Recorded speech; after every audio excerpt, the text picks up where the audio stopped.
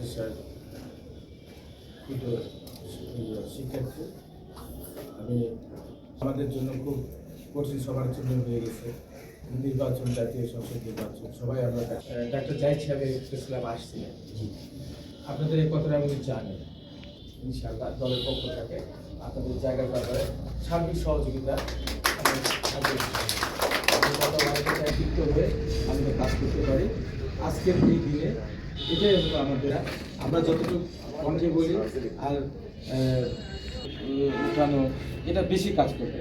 যে সমস্যাগুলো আছে আপনাদের সাথে আমরা আলোচনা করে চিহ্নিত করে আপনাদের দিনে আমরা হিলিকে আরও পরিচ্ছন্নভাবে এবং উন্নয়নের সাথে সম্পর্কতা নিয়ে আমরা হিলিতে কাজ করছি, চাচ্ছি যে আমাদের প্রেস ক্লাব আরও এগিয়ে যাবে। প্রত্যাশা নিয়ে এই পর্যায়ে বক্তব্য।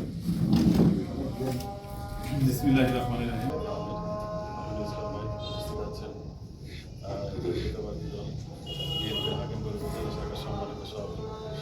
আরো অনেকের নাম হযরত ভাই, আরো অনেকের নাম হয়তো জানি না। সম্মানিত উপস্থিতি এবং প্রেস ক্লাবের সদস্যবৃন্দ, প্রতিনিধি, সবাইকে শ্রেণী ভেদে সালাম আলাইকুম। ভালোই আছে, মানে উনিও ওনার সাথেও ফোনে কথা হয়েছে আমার। তো আমি কিন্তু আপনাদের সাথে আলাদা করে মত বিনিময় করছি, ভালো লাগছে।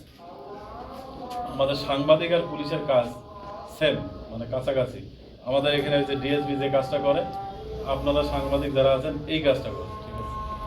এবং গ্রহণযোগ্য যে খবর এটা প্রকাশ করে জাতিকে এগিয়ে নিয়ে যায়।